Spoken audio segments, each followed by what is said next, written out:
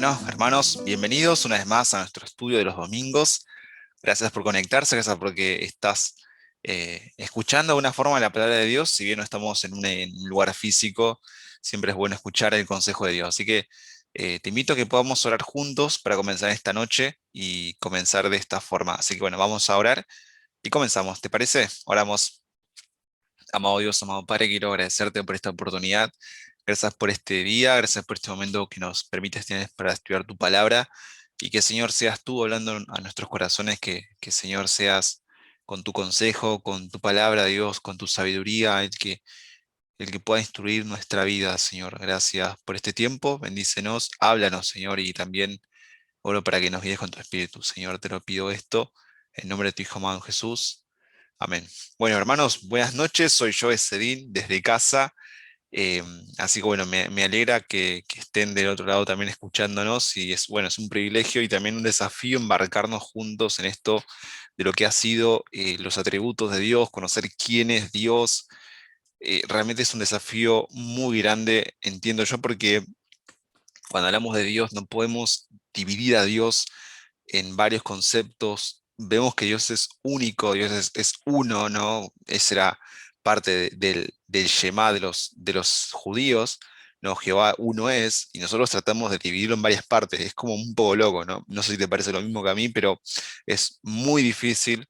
Pero de alguna forma, esto que se llama teología sistemática se ha diseñado, se ha formulado para que nosotros entendamos un poco más a Dios, tratando de separarlo de alguna forma, como si Dios fuera a separarse, pero no, pero tratamos de nosotros entender a Dios de esta forma. Así que la semana pasada estuvimos viendo acerca de la infinidad de Dios con Matías, y el día de hoy, hermanos, vamos a ver acerca de la eternidad de Dios. ¿Cuánto va a durar este video? Una eternidad. Nada, mentira. Pero bueno, vamos a embarcarnos juntos en este estudio que realmente es un desafío. Pero bueno, permitime compartir pantalla, trae tu Biblia si la tenés cerca, y si no también haz el esfuerzo por escuchar la palabra de Dios, porque es la que va a importar al fin y al cabo. Así que bueno, quiero compartirte pantalla para que podamos juntos ver. Así que bueno, espero que estés viendo bien. Vamos a hablar acerca de la eternidad de Dios y quiero empezar con este tema acerca del tiempo.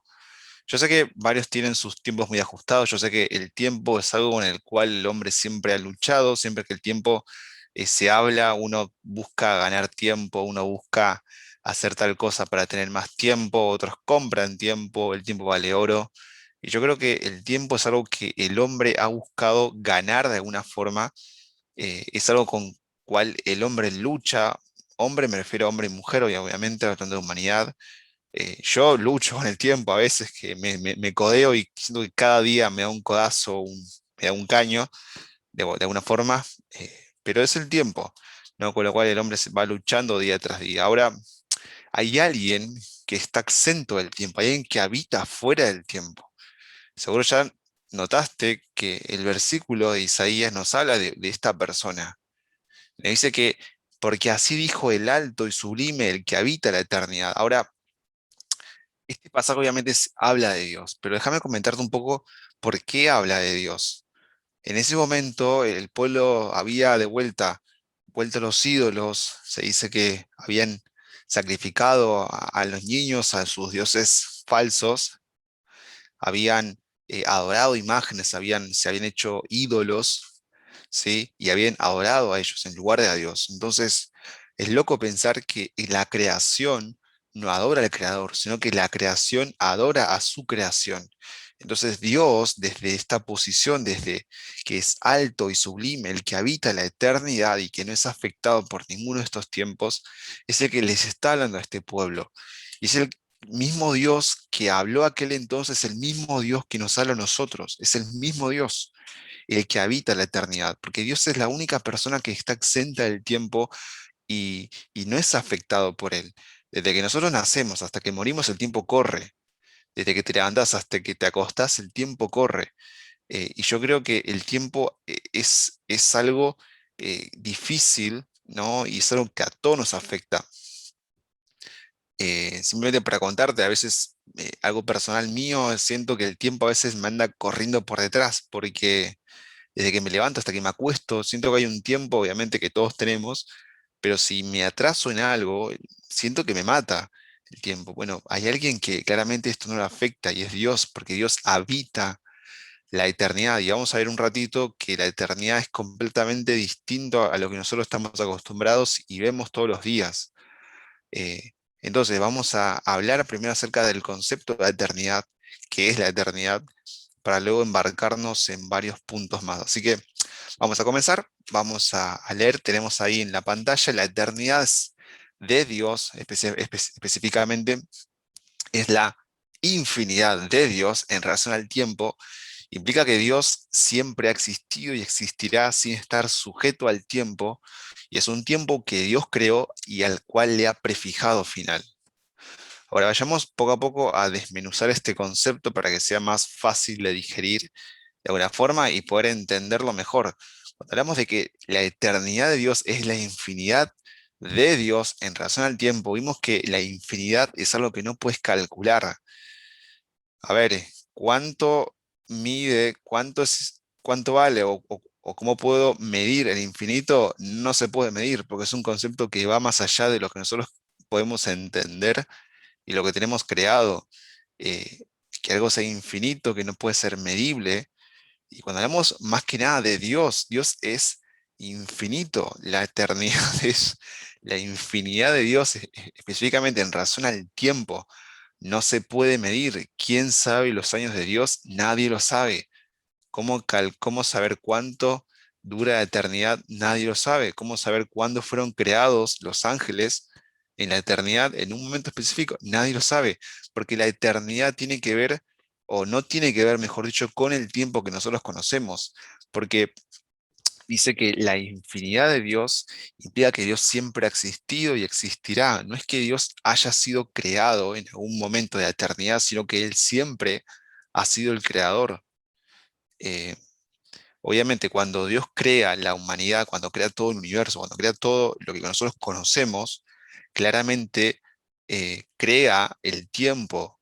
Pero ahora Dios no se sujeta al tiempo, sino que el tiempo es sujetado a Dios. No sé si me llegan a entender, porque todo lo que pasa digamos, en nuestro mundo, como lo conocemos, y en nuestra historia, como se conoce que estamos en 2021 después de Cristo, eso no le afecta a Dios.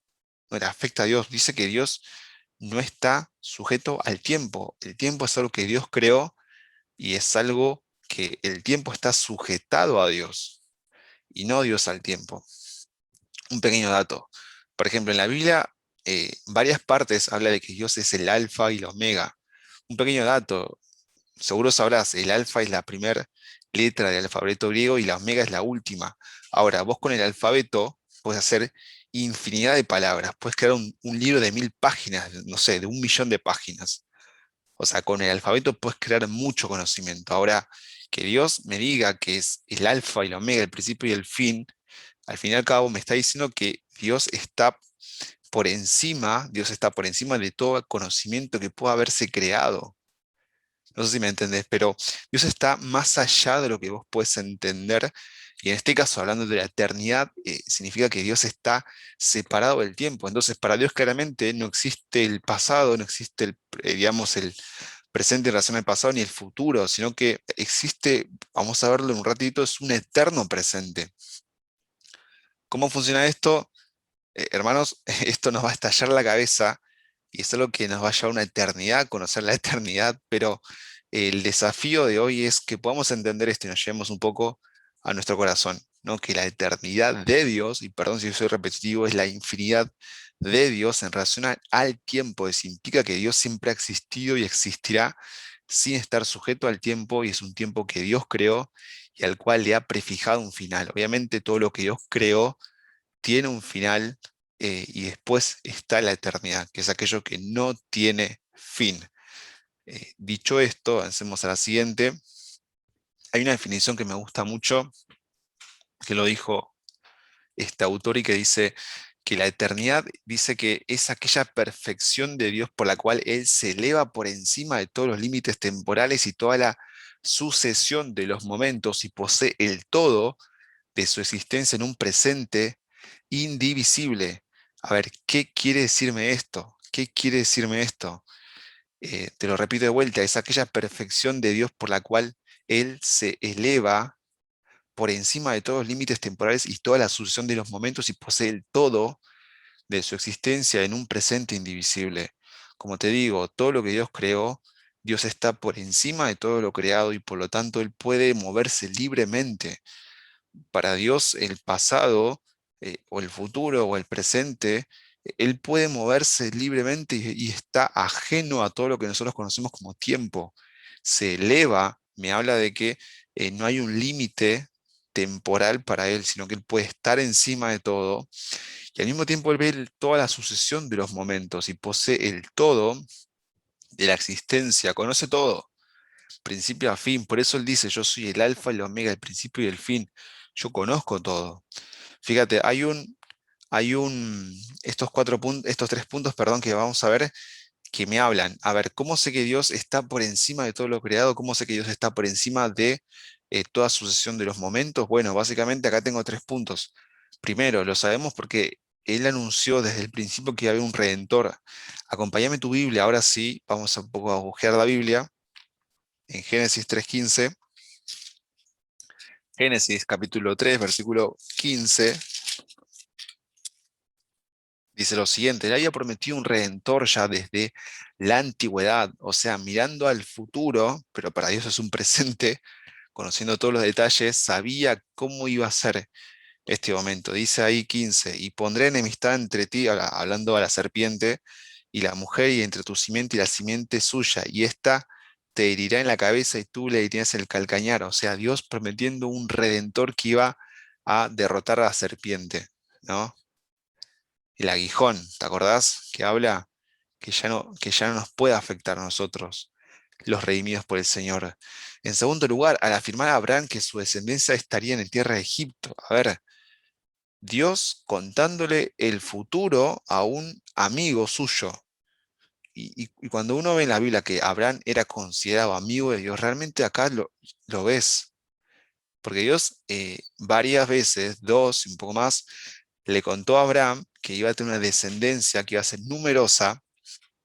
Y en este capítulo de Génesis específicamente le dice, mira, tu descendencia va a estar en tierra ajena, va a estar tantos años y lo haré volver. O sea, Dios contándole sus planes a Abraham. Fíjate, ahí lo tenés el versículo. Génesis 15, 3 al 16. Vamos a leerlo ya que estamos en Génesis. Acompáñame con tu Biblia y que dice lo siguiente. Dice, entonces Jehová dijo a Abraham, ten por cierto que tu descendencia morará en tierra ajena y será esclava allí y será oprimida 400 años. Y más también a la nación a la cual servirán juzgaré yo, y después de esto saldrán con gran riqueza. Y tú vendrás tus padres en paz y serás sepultado en buena vejez. Eh, lo que quiere decir acá es que Dios, fíjate, como te dije, está por encima de todo lo creado, se está ajeno al tiempo y acá está claramente viendo el futuro, conociendo ya el futuro de antemano y anticipándole a Abraham lo que iba a ser su descendencia. Y Moisés está escribiendo. Entonces, primero, al anunciar que habría un redentor; en segundo lugar, al afirmar que la descendencia de Abraham estaría en tierra de Egipto, en tierra ajena, por tantos años, y volvería; pero en tercer lugar, con la llegada del Mesías. Y este es un versículo que conocemos y a veces uno dice está bien, es profético porque habla de un redentor, pero es muy distinto saber de que yo voy a hacer algo acá futuro porque yo tengo todo el poder para llevar a hacer eso, que decir, bueno, ¿sabes qué? Yo me separo del tiempo, yo voy a mirar al futuro y yo sé que voy a cumplir lo que yo dije, porque yo soy Dios, entonces me separo del tiempo, miro el futuro y lo comunico al presente. Y es que eso es lo que hizo Dios o lo que los profetas anunciaron. Siempre en Zacarías, en los profetas, cuando se habla de la nación futura, de la gloria de Israel, siempre el Señor da un poco de luz acerca del futuro. Y sin ir más lejos, Apocalipsis, llevando Jesucristo a Juan al cielo y para que vea las cosas que han de suceder en los postreros tiempos, hace esto. Y todo lo hace para darnos a nosotros una esperanza y un ancla segura para que confiemos en que lo que Él dijo se va a cumplir. Mirá, hay un dato importantísimo. Ahí en Isaías se habla de Ciro, mucho antes de que Ciro hubiera eh, mandado, digamos, de una forma. Ahí tenemos en lo que fue la vuelta de Babilonia al- a la tierra, digamos, a la tierra prometida, cómo Dios de antemano ya dijo que iba a usar a Ciro para traer a su pueblo de vuelta a la tierra prometida. Entonces, claramente Dios usa personas, pero no es que las usa porque Él está en el tiempo presente, sino que Él ya ve el futuro. Él se separa del tiempo porque en la eternidad no hay un tiempo como nosotros conocemos. El tiempo para nosotros con el tiempo marca un antes y un después. Bueno, pero para Dios, como está en la eternidad, no hay un antes y un después. Allí es un eterno presente. Mirá, Dios ve el pasado, Dios ve el presente y Dios ve el futuro en una línea perfecta. La voluntad puede salir del tiempo y mirar nuestro pasado, nuestro presente y nuestro futuro. Ahora yo sé que es algo difícil de digerir, sé que te va a explotar la cabeza, pero es real, es real. Ahora, la pregunta, ¿cuántos años tiene Dios? Fíjate la respuesta que hay en Job. Dice, mira, Dios es más grande de lo que podemos comprender, sus años no se pueden contar. Otra traducción de la que tenemos en la Reina Valera. O sea, Dios es más grande de lo que podemos comprender. Ahora, ¿qué podemos comprender de Dios nosotros? Hemos visto al principio de todo este estudio que nos embarcamos que Dios es incomprensible porque no se puede entender al 100%, pero Él se da a conocer aún así. Y eso es lo increíble de Dios, de que Dios nos invita a conocerle. Si bien no entenderemos al 100% todo lo que es la esencia de Dios y que es correcto que eso pase, sí lo que Dios nos hace es nos invita a conocerle, nos invita a acercarnos a Él. Ahora, sus años no se pueden contar. Claramente Dios opera a un nivel distinto al nuestro, Dios opera a un nivel que es superior y que el cual no vamos a poder entenderlo. Y para que te des una idea, para Dios un día es como 1000 años y 1000 años puede ser un día. O sea, eh, maneja una dimensión y un nivel superior, pero superior por lejos al nuestro, al nuestro. Y obviamente, Él maneja todo esos tiempo que nosotros conocemos como un tiempo que nos afecta a nosotros, como eh, para hacer su voluntad. Lo maneja según sus propósitos, ¿sí? Eh, lo maneja de esa forma. Ahora, fíjate, hay un salmo que me gusta mucho, que es un salmo que escribe Moisés, y ya al final digamos, de su vida, ya siendo un anciano, ya siendo lleno de días, ya siendo alguien que ha experimentado por todas las etapas, Egipto, el desierto, el pueblo, el Mar Rojo, habiendo cruzado y estando los 38 años ahí en el desierto con el pueblo, después del error en Cades Barnea. Y él dice algo importante, ¿no? Y yo creo que debemos prestar atención a su consejo. Él dice, Señor, tú nos has sido refugio de generación en generación. Y dice, antes que naciesen los montes y formases la tierra y el mundo, desde el siglo y hasta el siglo, tú eres Dios. Tú eres Dios. Ahora, me gustaría que entendamos, bueno, y un poco descompongamos este salmo, estos versículos, 2 versículos del capítulo 90. En primer lugar, ves ahí subrayado, tú nos has sido. O sea que Moisés mira a Dios según el tiempo que él vivió y ve el pasado eh, para después proyectar el presente y nos dice, tú nos has sido refugio. No que tú fuiste un refugio, tú nos has sido, porque aún hasta el día de hoy Dios es refugio. Y es que es claramente una realidad de esto. Si miras tu vida en el pasado, si miro mi vida en el pasado, el Señor ha sido un refugio. Ha sido un lugar donde yo puedo refugiarme en ese momento de tristeza, de soledad, de alegría, de angustia, de dolor, de sufrimiento, de prueba. eh, Incluso corriendo de la tentación para correr hacia Él, ha sido un refugio. No, un refugio, un torre fuerte es el nombre de Jehová. Él corre el justo y será levantado. Y ahí tenemos un versículo también. Entonces acá Moisés dice, tú nos has sido refugio, reconoce que el Señor en el pasado fue un refugio.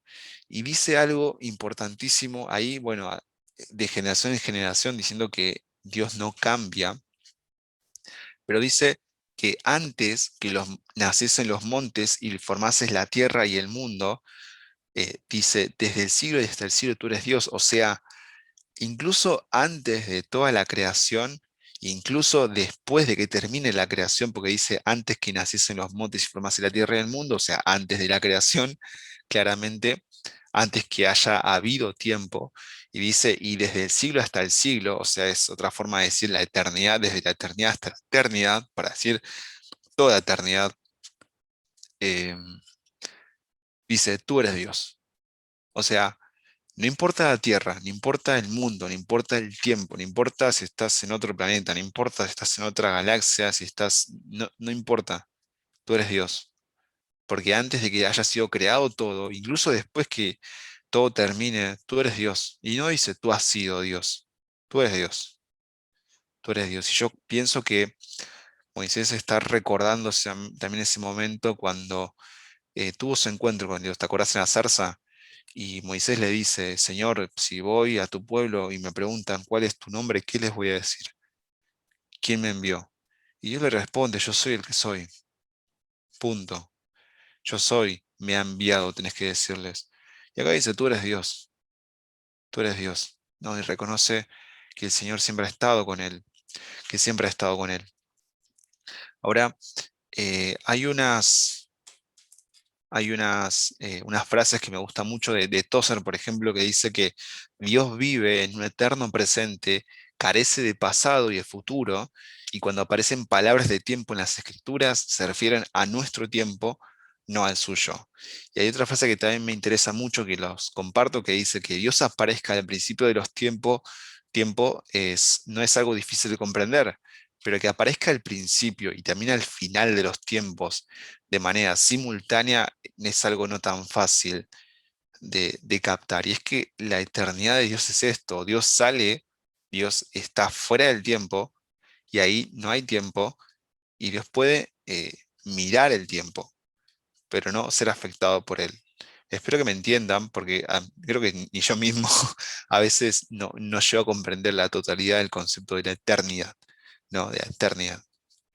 Para ser más claro, hay un versículo que te comparto que está en Isaías, Isaías, sí, 46, 9 al 10, que dice, acordaos de las cosas pasadas de los tiempos antiguos, porque yo soy Dios y no hay otro Dios y nada hay semejante a mí, que anuncio lo provenir desde el principio y desde la antigüedad lo que aún no era hecho, no era hecho. Y fíjate que el versículo dice, yo soy Dios y no hay otro Dios. No es que hay un Dios del pasado, no es que hay un Dios en el presente, y no es que Dios va a haber un Dios en el futuro, sino que yo sigo siendo el mismo Dios. Y es que es algo increíble porque que Dios no esté sujetado al tiempo me habla y me dice que Dios no está afectado por el tiempo y por ende Dios no cambia. Porque para Dios no hay un antes y un después. Nosotros sí, estamos sujetados al tiempo y hoy tengo cierta edad, ayer tuve cierta edad y mañana tendré cierta edad. Pero como Dios no está sujetado al tiempo y vive en la eternidad, claramente ahí no hay cambios en Él. Por eso dice la Biblia que Él es inmutable. Por eso dice que Él es fiel. Y por eso dice que Jesucristo es el mismo ayer, hoy y por los siglos de los siglos. O sea, para que te quede más claro, por los siglos de los siglos, hasta la eternidad. ¿Entendés lo que está diciendo? Dice que anuncio lo por venir desde el principio. O sea, Dios te anuncia el final desde el principio. En otras palabras, más un término vago, Dios te spoilea. Te spoilea el final. Básicamente sería eso. En Apocalipsis ya te spoileó cómo va a terminar la película, ya te spoileó todo lo que va a ser digamos, parte de la eternidad. No hay cosas que obviamente Dios te cuida porque no te lo dice, pero Dios te dice que ya te anuncia el final al principio, ¿viste? Y quizás uno en forma cómica podría decir, uy, pero ya me arruinaste el final. No, no, pero Dios tiene una esperanza segura. Dios tiene una esperanza futura y por eso es que Él anuncia lo que va a venir desde el principio. Te va a decir, yo, no, Dios, de vuelta, se va el tiempo, ¿no? No está sujeto al tiempo, sale del tiempo, mira el futuro y comunica a nosotros, que en este caso, bueno, fueron los profetas que escribieron y luego a nosotros. Ahora, la eternidad está en su esencia misma, ¿no? Y vamos a ver ahora un poco el efecto a nosotros de la eternidad, porque claramente a Dios el tiempo no le afecta, pero a nosotros sí. Y la eternidad debiera también afectarnos a nosotros. Ahora, de todas las cosas que Dios creó, que el mundo y todo lo demás, muy lindo, hermoso y bueno, dice que, Eclesiastés dice que Dios lo hizo todo hermoso en su tiempo y dice que ha puesto eternidad no en la creación, sino en nosotros. Ha puesto eternidad en el corazón de ellos, sin que alcance el hombre a entender la obra que ha hecho desde el principio hasta el fin. Ahora, si te das cuenta, nosotros somos las únicas criaturas que Dios creó con esto llamado eternidad. Dios, de todo lo que creó, de todo el mundo, el universo y todo lo demás, esto puede acabarse en un día, el día que Dios quiera y se termina la creación. Pero nosotros somos la única creación en el cual Dios ha puesto esto, ha puesto este pedacito de eternidad, este sentido de que el tiempo pasa y de que algún día estaremos en un lugar donde no va a haber tiempo. Y es que Dios ha puesto eternidad en nuestros corazones. Yo creo que lo hemos visto también en la iglesia con otros hermanos, ahí con Kevin también, que el hombre ha buscado siempre algo más allá de lo creado y siempre es, bueno, siempre se ha equivocado, siempre ha ido tras otros dioses y ha sido podríamos decir, muy religioso en un cierto sentido, pero siempre lo hacen en el mal sentido porque va al lugar incorrecto.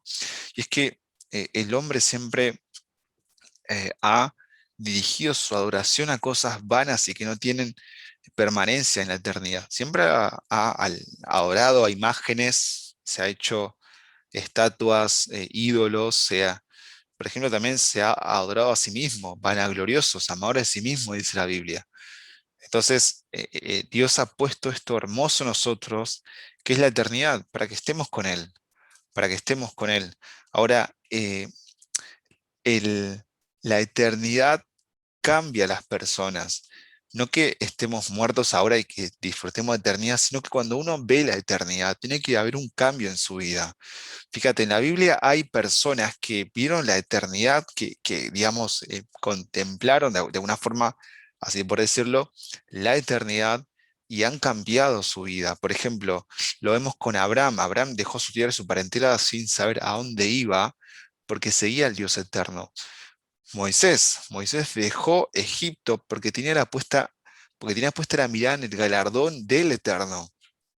Y los discípulos de Jesús, Jesús les habló del reino de los cielos y decidieron dejar todo para seguir al Maestro Eterno, ¿no? Jesús dijo, voy pues a preparar lugar para vosotros, y vendré y os tomaré y os tomaré y os llevaré. Y es que cuando uno mira la eternidad, piensa en la eternidad, cuando uno mira las cosas de arriba, realmente ahí comienza a vivir y comienza a darle sentido a todo. Porque si uno mira las cosas que tenemos a nuestro alrededor, todo un día se va a acabar, pero uno cuando mira la eternidad sabe que es segura, sabe que es seguro, sabe que es algo firme, sabe que es una ganancia 100% segura.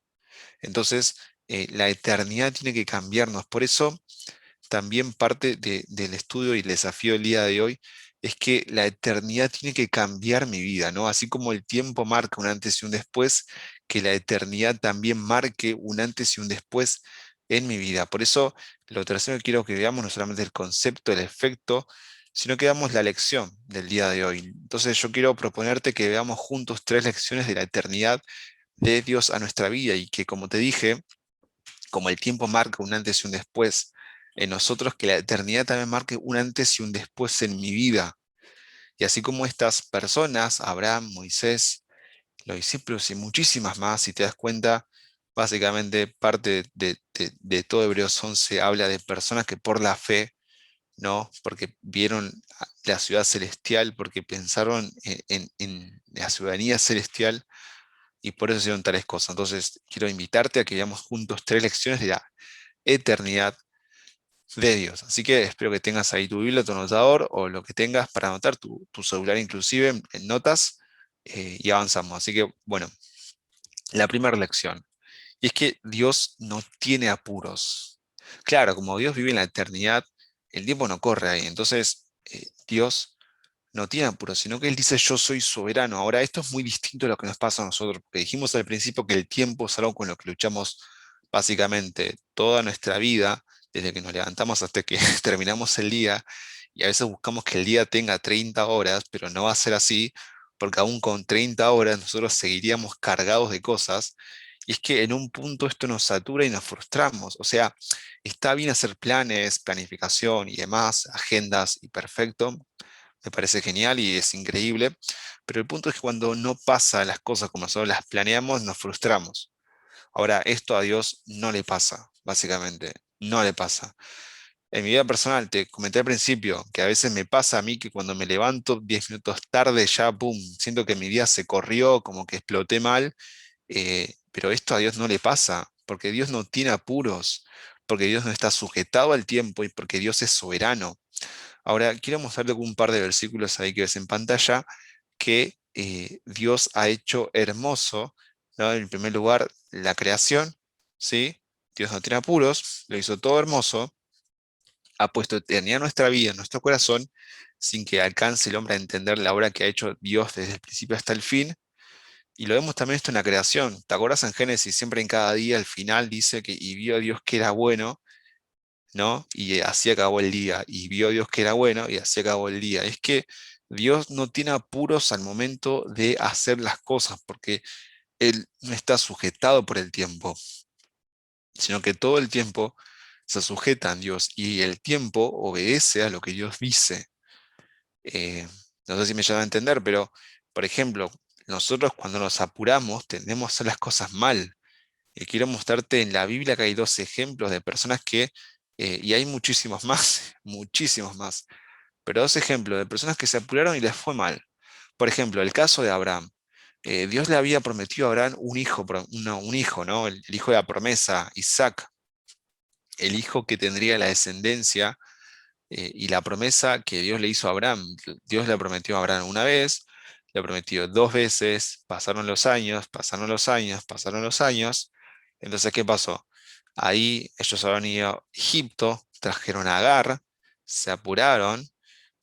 Sarai le dice a Abraham, no tengo hijos, te pido que tomes a mi sierva para que tenga yo hijos por miedo de ella, una costumbre en aquel entonces, ¿ve? Y entonces, ¿qué pasó? Tuvieron a su primer hijo, que se llamaba Ismael. Ahora, ¿vos pensás que esto era parte del plan de Dios? ¿Pensás que él era el hijo de la promesa? Bueno, claramente no, porque después Dios le dice que no es el hijo que él quería para él. Entonces, vemos que uno cuando se apura tiende a hacer las cosas mal. Ahora, la consecuencia, uno puede decir, bueno, está bien, es un hijo más, después lo despide, lo separa de la tierra, lo echa con, con Agar a Ismael, pero no, a ver, la consecuencia es que hasta el día de hoy el pueblo judío lucha con la descendencia de Ismael. Y es que los apuros generan desastres. Otro ejemplo, Saúl, por ejemplo, el caso de Saúl. Saúl había sido el primer rey sobre Israel y entonces cuando van a la guerra solían hacer el sacerdote, eh, el profeta, en este caso era Samuel, tenía que ofrecer el sacrificio para luego tener el favor de Jehová y así ganar la batalla. Entonces, ¿qué pasó? Saúl veía que Samuel no venía, los enemigos se estaban acercando, el pueblo estaba desanimado, el pueblo estaba por desertar, y entonces Saúl que dijo, bueno, a ver, muchachos, agarramos madera, leña y hagamos el sacrificio. Entonces, claro, Saúl dijo, a ver, yo me esfuerzo por cumplir a Jehová y tendré su favor. Y es que para Saúl el concepto de obediencia era distinto a lo que Dios buscaba. Y entonces, ¿qué pasó? Saúl se apresuró, se apuró a hacer el sacrificio, y ni bien termina el sacrificio, ¿quién llega? Samuel. Llega Samuel, le dice, ¿qué has hecho?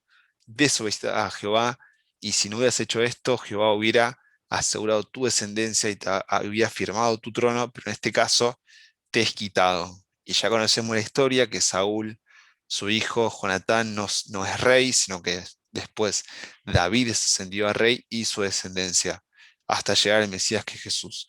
Entonces, uno cuando se apura tiende a hacer las cosas mal. Claramente, el resultado, como ves en pantalla, termina siendo fracaso. El resultado termina siendo fracaso. Ahora, el Señor, como sabe que nosotros nos afanamos tanto y nos preocupamos demasiado por las cosas pequeñas de este mundo, porque para Dios es pequeño, nos ha dado unas herramientas que nosotros podemos usar para combatir esto de la preocupación y del afán, que es, por ejemplo, está en Mateo y está en Colosenses. Tengo solamente 3 versículos, hay muchos más claramente, pero bueno, dado el tiempo y el espacio, quiero solamente darte tres versículos que me ayudan a mí bastante y que están muy buenos. Y que primero es, busca primeramente.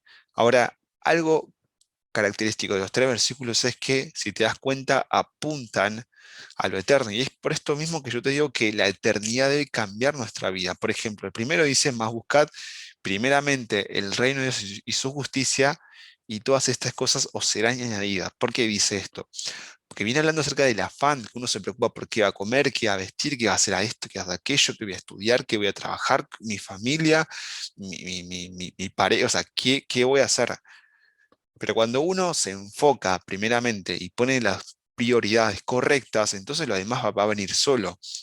¿A qué me refiero con esto? Me refiero a que uno tiene que primero ver lo eterno, tiene que buscar lo eterno, para luego ver que todo se acomode y así vivir con prioridades. Segundo, metemos ahí Mateo 6:21, dice, donde esté vuestro tesoro estará tu corazón. Claro, te lo voy a leer. Jesús quiere que nosotros tengamos nuestro corazón en el cielo, apuntándose arriba. Y él dice un ejemplo, donde esté tu tesoro estará tu corazón. Y versículos anteriores Jesús habla diciendo que las personas tienen que hacer tesoros en los cielos, donde nadie te puede robar, donde nadie te puede quitar, donde ladrones no minan ni hurtan. Dice ahí el 19, no os hagáis tesoros en la tierra, donde la polilla y el orín corrompen y donde ladrones minan ni hurtan, sino haceos tesoros en el cielo, donde ni la polilla ni el orín corrompen y donde ladrones no minan ni hurtan, porque donde esté vuestro tesoro estará vuestro corazón. Y el último versículo, Colosenses 3:1, vamos a buscarlo. Colosenses 3:1 dice, si pues habéis resucitado con Cristo, buscad las cosas de arriba donde está Cristo sentado a la diestra de Dios. Poned la mira en las cosas de arriba, no en las de la tierra. Claro, lo que Dios quiere decirnos con esto es que para no vivir en apuros y hacer todo mal y vivir, digamos, haciendo que el resultado sea algo incorrecto, lo que nosotros primero tenemos que hacer es tratar de buscar primero lo eterno para luego ajustarlo a lo temporal. Eh, que sea esto un ánimo para tu vida, ¿no? Yo sé que a veces el tiempo nos acaba, nos agota y uno dice, bueno, a ver, tengo poco tiempo, voy a leer la Biblia poco, voy a orar poco, pero realmente esto no funciona de esta forma. No es que si dedico más tiempo a lo que tengo que hacer y menos tiempo a Dios, me va a ir bien. Más bien es al contrario. Había un predicador que decía que hoy tengo tanto para hacer, pero tengo tanto para hacer que voy a dedicar 3 horas a orar. Ya con eso te das una dimensión del grado de prioridad para Él y lo que debe ser para nuestra vida la oración y el estudio. Y es que en lo personal también yo he encontrado que los días que tengo más cosas que hacer, uno puede estar tentado de decir, bueno, está bien, tengo muchas cosas que hacer, entonces, claro, me dedico poco a leer, me dedico poco a orar, pero es cuanto más tengo que orar, porque realmente necesito la guía de Dios. Y por experiencia propia te puedo decir que Dios me ha ayudado en todo y cada día, cada batalla, cada angustia, cada aprieto, el Señor me ha librado. Y es que me ha enseñado a poner la mirada primero en lo eterno y después en, aquí en la tierra. Y es que debe ser así. Miro arriba para mirar bien abajo y no miro abajo y luego miro arriba. Entonces, Dios no tiene apuros, ¿no? Y Él nos dice que Él es soberano. Vayamos con el segundo. En segundo lugar, Dios no tiene casualidades, sino que Él tiene causalidades. Ahora, cuando hablamos de casualidad, es una causa, una fuerza a la que supuestamente se ven los hechos y circunstancias imprevistos, especialmente la coincidencia de los sucesos. O sea, cuando uno dice, ay, qué coincidencia o qué casualidad que te encuentro por acá, o qué casualidad que hablamos del mismo tema, o qué casualidad que tomamos el mismo curso, o qué casualidad que justo pensaba en hablarte y vos también me hablaste. O sea, me refiero a esas casualidades que uno piensa que no hay nada por arriba que lo está guiando o lo está provocando. Entonces, en este caso, Dios no tiene casualidades porque Él tiene claramente el control de todo. Como te dije, la eternidad es donde Él se aparta del tiempo, no es sujeto por el tiempo, y entonces Él maneja todo según su beneplácito, según su propósito. Entonces, en este caso, Él no tiene casualidad, sino una causalidad, un propósito, un porqué.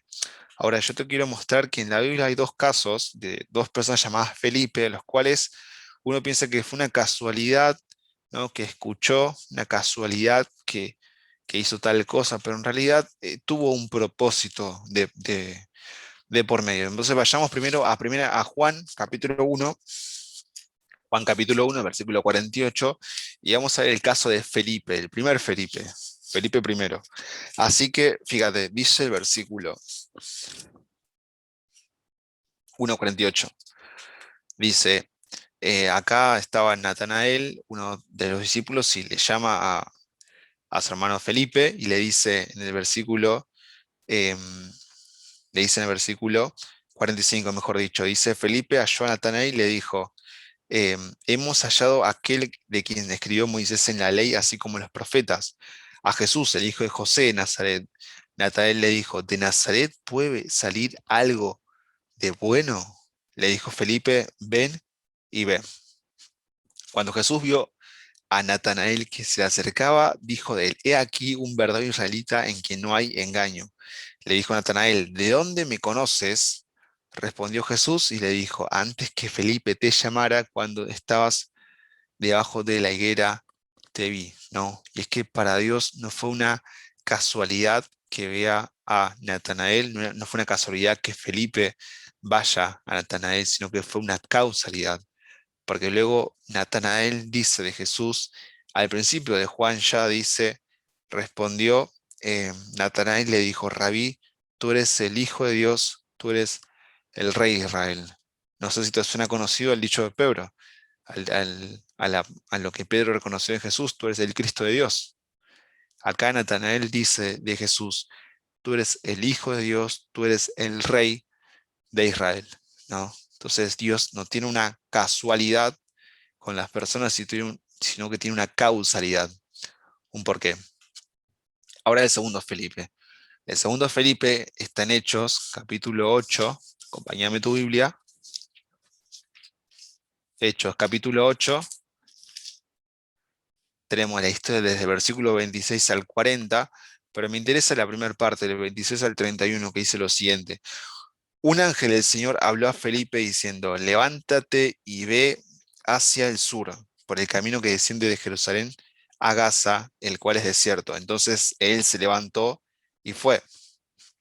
Y sucedió que un etíope, eunuco, funcionario de Candace, reina de los etíopes, el cual estaba sobre todos sus tesoros y había venido a Jerusalén para orar, volvía sentado en su carro y leyendo al profeta Isaías. Y el Espíritu dijo a Felipe, acércate y júntate a ese carro. Acudiendo Felipe, lo oyó que leía el profeta Isaías y dijo, ¿pero entiendes lo que lees? Él dijo, ¿y cómo podré entender, no? ¿Y cómo podré si alguno no me enseñare? Y rogó a Felipe que subiese y se sentara con él. Ahora, yo pregunto, ¿no? ¿Fue una casualidad que Felipe justo fuera ni siquiera fue una calle, fue un desierto? O sea, justo encontró a una persona en el desierto leyendo una parte una parte de Isaías y justo un versículo profético, justo para evangelizar, justo para convertirse. O sea, fue una casualidad que encontrara esto Felipe, fue una casualidad que llega justo al sur. O sea, Dios le dice, ve al sur, ¿no? Y realmente, en primer lugar, Dios no le cuenta por qué, ni para qué. Simplemente dice, ve hacia el sur al desierto. Ok, bueno, voy al desierto, boom, ¿qué hago ahora? Bueno, ves una garita, acércate a él. Ok, me acerco. Y cuando se acerca, entiende el propósito por el cual Dios había llamado, que era para salvar, para compartir el evangelio a esta persona. Entonces, levántate y ve hacia el sur. Dios no tiene casualidades, sino que tiene Él causalidades. Y es que desde la eternidad Él opera de esta forma. Como te dije, se aparta del tiempo como nosotros lo conocemos y para Dios el tren no se escapa porque Él es el dueño del tren, eh, y Él opera, ¿no? Y Él tiene sus propósitos. En el caso de Felipe, lo mandó al desierto para predicar a esta persona. Una vez terminado de predicar, lo llevó a otra parte. Y es que Dios se mueve de esta forma. No sé si te ha pasado que en tu vida, alguna coincidencia entre comillas que te ha pasado, pero que en realidad decís, Señor, gracias por ponerme en esta situación, gracias por, o qué curioso que, Señor, me hayas dicho hacer esto o aquello. Ahora, hay algo muy importante y a veces puede ser un tema de debate, es con respecto a los sufrimientos y a las pruebas, ¿no? ¿Qué podemos decir de este punto? ¿Qué podemos hacer con esto? eh, y realmente cuál es el propósito detrás. Porque uno no es que está gozoso por sufrir, no es que si sufre, o sea, está contento, alegre, porque a nadie básicamente nos gustan las pruebas, a nadie le gusta el sufrimiento. Yo creo que nadie se divierte sufriendo o viendo que su familia o con sus seres queridos o incluso uno mismo sufra, sino que al contrario se aflige, duele, se angustia e inclusive se desespera. Entonces, ¿cuál es el propósito o cuál es la causalidad de Dios frente al sufrimiento y las pruebas? ¿No? Es un tema de debate, pero yo tengo dos versículos que pueden ayudarte si estás en una situación parecida de sufrimiento, que tú perdiste a alguien o que estás pasando por un momento difícil. Es que, en primer lugar, tenés que entender, como dice Romanos 8:28, que todo ayuda para bien, ¿no? Todo ayuda para bien. Dice Romanos 8:28, dice, y sabemos que a los que aman a Dios, todas las cosas les ayudan a bien. Esto es, a los que conforman su propósito, son llamados.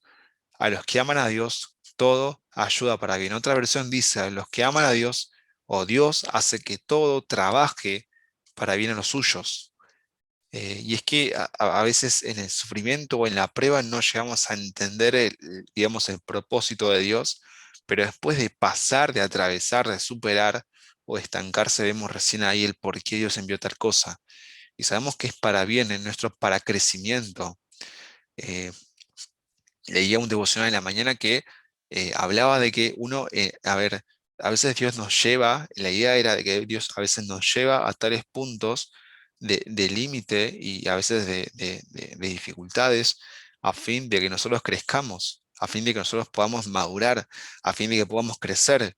Y esto de crecer me conecta al segundo punto, que es el segundo versículo, de 2 Corintios 1:3-4, que ahí nos dice un poco más específicamente hablando del dolor y hablando del sufrimiento que pasaban, por ejemplo, los corintios, y que él dice, Pablo, ¿no? Versículo 3 y 4, dice, bendito sea, 2 Corintios 1, 3 y 4, dice, bendito sea el Dios y Padre de nuestro Señor Jesucristo, Padre de misericordias y Dios de toda consolación, el cual nos consuela en todas nuestras tribulaciones para que nos podamos también nosotros consolar a los que están en cualquier tribulación, perdón, por medio de la consolación con que nosotros somos consolados por Dios, que somos consolados por Dios.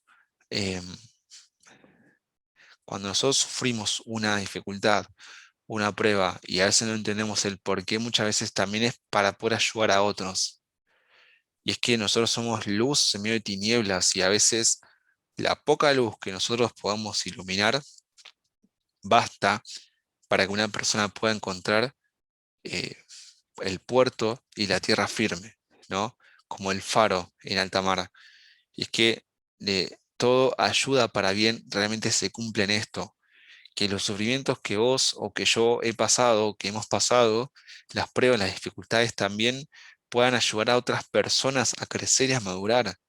porque Dios a veces permite que todo esto pase a fin de que nosotros podamos madurar, crecer, como te dije, y también ayudar a otras personas, porque nosotros somos consolados por Dios para que nosotros después consolemos a otras personas.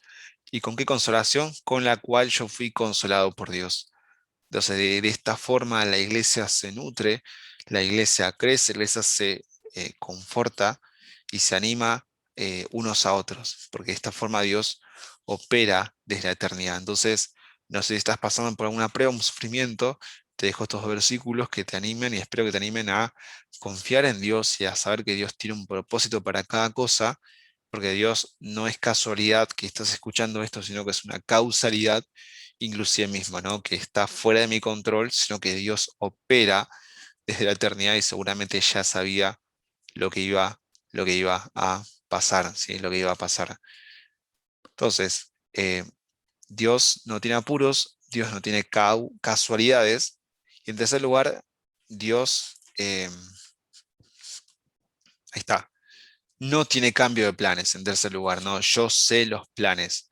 Ahora, pareciera ser que a veces nosotros hacemos planes, como te dije al principio, y a veces por el tiempo, por X situaciones, no se cumplen, nos frustramos y entonces hacemos el famoso plan B, ¿no?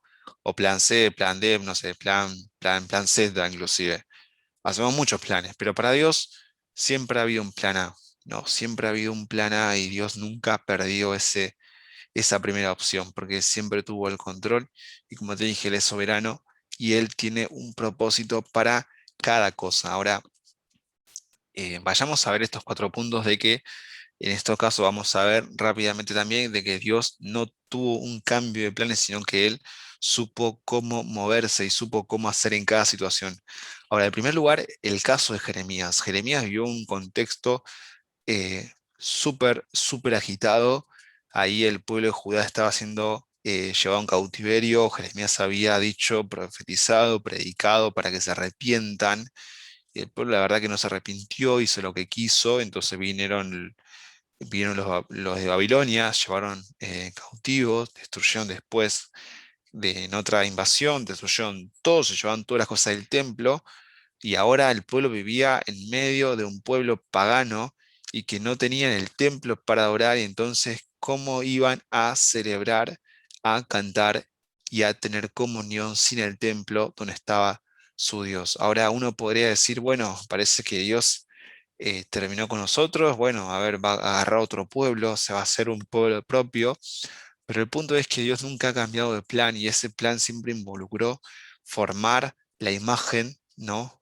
Nosotros siendo un pueblo santo para Él, la imagen de su Hijo en estos días a nosotros, para su gloria. Y en el caso de Jeremías, Él dice en versículo 29, capítulo 29, versículo 11 de Jeremías, te lo quiero leer para completar el estudio. Él nos dice lo siguiente: la gente pensaba que no iba a hacer nada, que bueno, está bien, Dios se enojó, ahora bueno, volveremos, esto ya pasó varias veces, siempre fue así, y demás, pero Él les dice, ¿no? Yo sé los planes, yo sé los pensamientos que tengo acerca de vosotros, ¿no? Dice Jehová, pensamientos de paz y no de mal, para daros el fin que esperáis. Em, Como te dije, Dios no cambia de planes, sino que Él siempre tuvo un plan A. En el caso de Jeremías vemos que Él sabía los planes, Él sabía los pensamientos que tenía por el pueblo.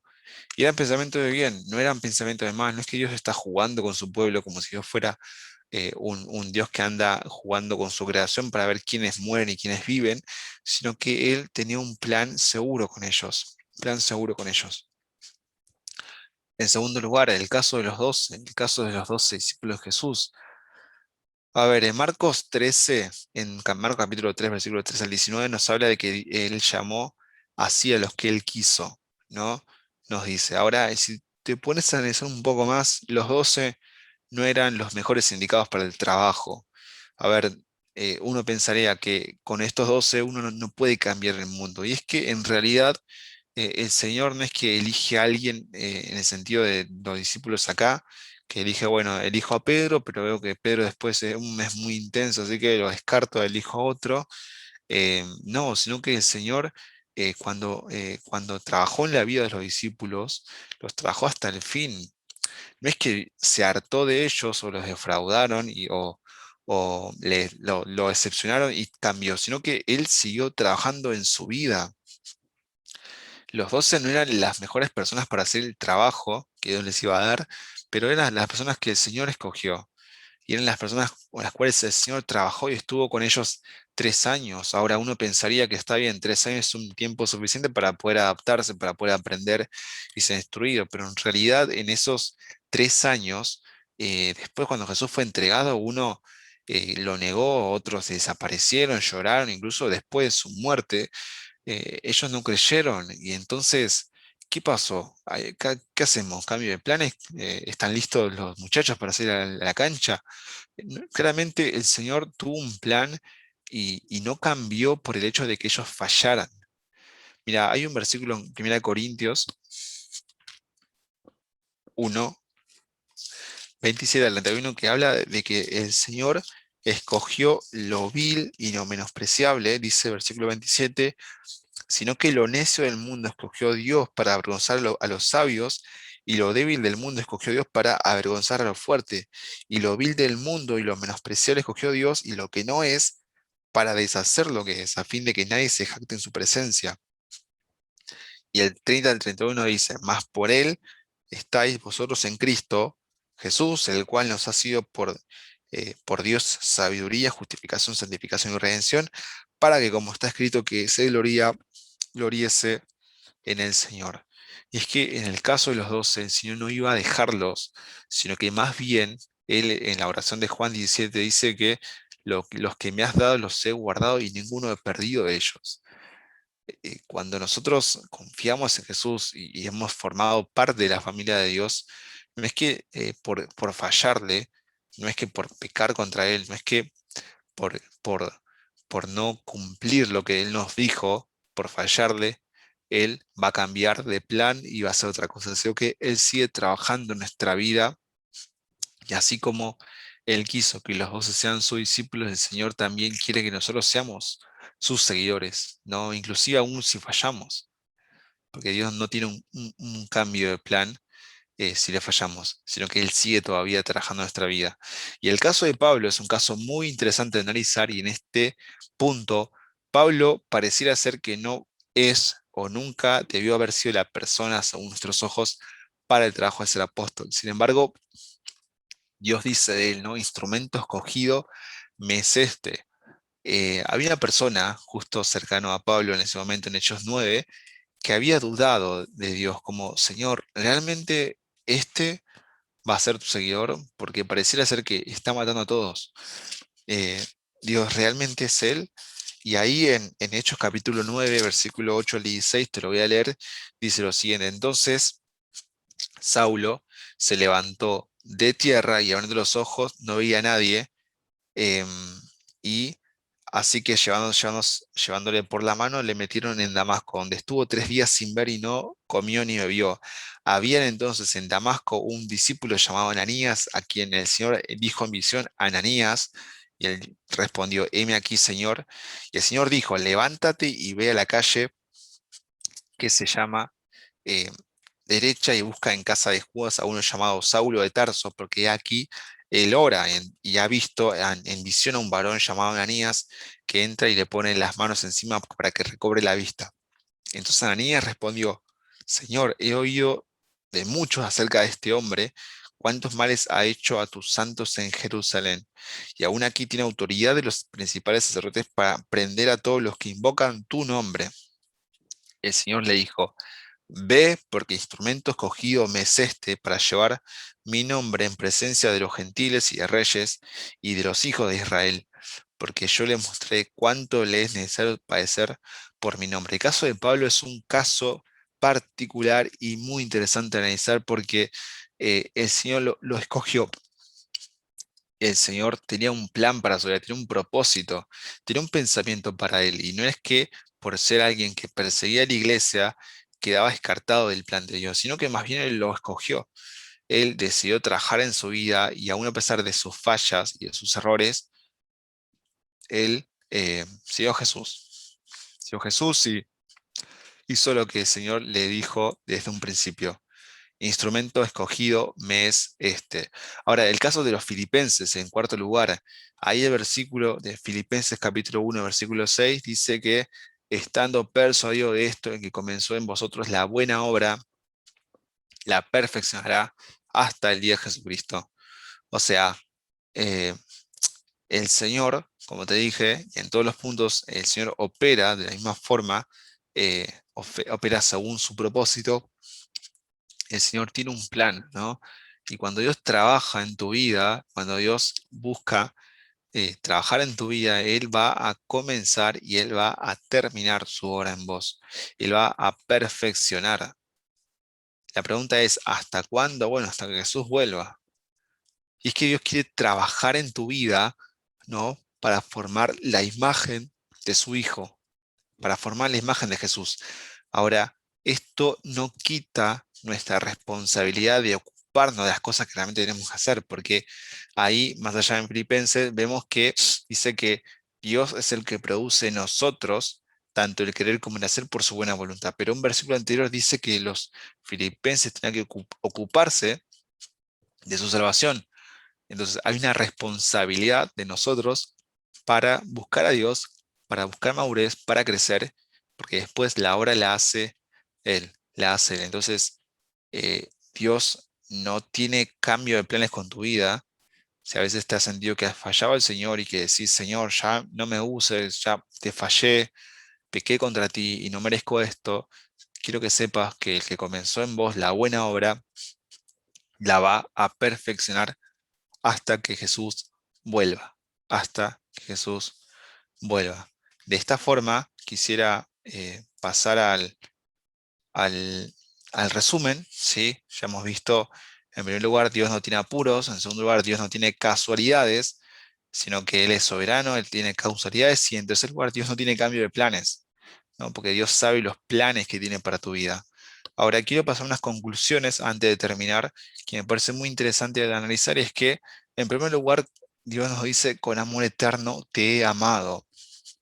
Como dijimos, cuando hablamos de la eternidad de Dios, hablamos de que Dios opera en una esfera, opera en un ámbito que está separado del tiempo, y Él desde antes, ¿no? Desde antes de crear todo, nos ha amado. Hay una frase que dice lo siguiente, te la voy a leer. Dice que nuestro Señor salió de la eternidad y entró al tiempo para rescatarnos, cuya locura moral nos había convertido no solo en necios del mundo pasajeros, sino también en esclavos del pecado y la muerte. Nos lo dijo Tozer. Con amor eterno te he amado y por lo tanto te prolongué mi misericordia. Y es que el Señor nos ha amado con un amor eterno desde la eternidad, ya pensando en nosotros y ya viendo que el plan de salvación se iba a cumplir tal cual Él lo había querido, porque para Dios no hay apuros, para Dios no hay una casualidad, sino que el Señor tiene los planes, sabe todo y tiene el poder para hacerlo. Y es que eso me lleva al segundo punto desde antes de la fundación del mundo, porque antes que los montes fuesen, antes que se creara el mundo y todo lo que en él hay, antes de eso, el Señor es Dios, tú eres Dios, le dijo Moisés, y desde antes de la fundación del mundo, el Señor inclusive ya había diseñado el plan de salvación. Algunos hablan de que antes que se dijese sea la luz, fue la cruz. Aluden al versículo, unos versículos que dice que desde antes de la fundación del mundo el Señor ya había sido crucificado, ¿no? Que había sido ya diseñado el plan de salvación para salvarnos a nosotros. Entonces, como conclusión, yo puedo entender que Dios nos ama con un amor eterno, y por eso ha hablado del plan de salvación y nos ha enviado a Jesús para morir por nosotros, y también desde antes de la fundación del mundo, Él ha diseñado este plan de salvación. Y en tercer lugar, la tercera conclusión que puedo encontrar es que es hasta ver la imagen completa, la imagen de Jesús en nosotros hasta que se ha formado el Señor va a trabajar. Y es que el Señor ha decidido, ¿no? De salir de la eternidad, nos ha decidido salir de ese espacio donde no hay tiempo, sujetarse al tiempo, eh, ser un humano, vestirse como un siervo, morir en una cruz hasta la muerte y ser obediente para luego rescatarnos, ¿no? Y ahí veo que el Señor ha trabajado en nuestra vida, ha comenzado ese trabajo y lo va a terminar hasta completar ver la imagen en nosotros. Y en cuarto lugar, enséñanos a contar, ¿no? Enséñanos a contar. Ahí en Salmo capítulo 90, versículo 12 dice Moisés, enséñanos a contar nuestros días de tal modo que traigamos al corazón sabiduría. Y es que Moisés ya había vivido varios años, había estado ya en los últimos, y comienza a reflexionar un poco, ¿no? En todo lo que había vivido, ¿no? De que Dios era su refugio, de que Dios había sido esto, de que Dios los había ayudado, y él comienza a reflexionar y a pensar, ¿no? Señor, danos sabiduría, ¿no? Enséñanos a contar nuestros días de tal forma que traiga a nuestro corazón sabiduría. Yo sé que hay una frase muy popular que dice que no cuente los días, sino que haz que los días cuenten por vos, pero acá el consejo de Moisés es, danos sabiduría para contar nuestros días, para que nosotros entendamos que somos finitos, que somos personas temporales, para entendamos que en este mundo hay poco tiempo para vivir, pero en la eternidad hay muchísimos más. ¿Cuántos? Muchísimos, te puedo decir eso, muchísimos. Y que podemos tener un corazón sabio para acercarnos a Dios todo el tiempo y poder adquirir sabiduría y saber cómo vivir esta vida, porque la vida es breve, la vida es una y hay que saber cómo vivirla. Em, Dos frases, mejor dicho, dos frases y quisiera también darte tres versículos para terminar. La primera frase nos habla de lo que el efecto de la eternidad produjo en Moisés. No, este autor, Edward Moller, nos dice, si Moisés hubiese querido su mejor vida ahora, no hubiese dejado Egipto. No puedes obtener lo eterno si no sueltas lo temporal. Eh, no puedes obtener lo eterno si no sueltas lo temporal. Y es que eh, en realidad, Pablo, por ejemplo, también nos habla ahí en otro versículo, dice que aunque nuestro cuerpo exterior se va desgastando, nuestro interior se renueva, porque nosotros no somos de los que miran las cosas temporales que digamos que van a perecer, sino que miramos lo eterno, ¿no? Entonces Moisés también puso la mirada en el galardón, fue sostenido como viendo lo invisible, y de esa forma él soltó lo temporal para ir por lo eterno. En segundo lugar, otra frase que me gustaría compartir es la siguiente. Dice, Oswald Chambers dice, deja que Jesús lo sea todo y Él te llevará al hogar con Él, no solo por un día, sino por toda la eternidad. Eh, Hay un versículo que lo conocés seguro que es de Enoc, ¿no? Caminó, pues Enoc con Dios y sabemos la historia, ¿no? Que lo llevó con Dios. ¿No? Y yo quiero también animarte y animar a mí a que podamos caminar cada día con Cristo, que podamos caminar cada día con Jesús y que Él nos lleve al hogar, no solo por un día, ¿no? Sino por toda la eternidad, porque ahí nos dirigimos, ahí vamos. Y el versículo que quería compartirte está en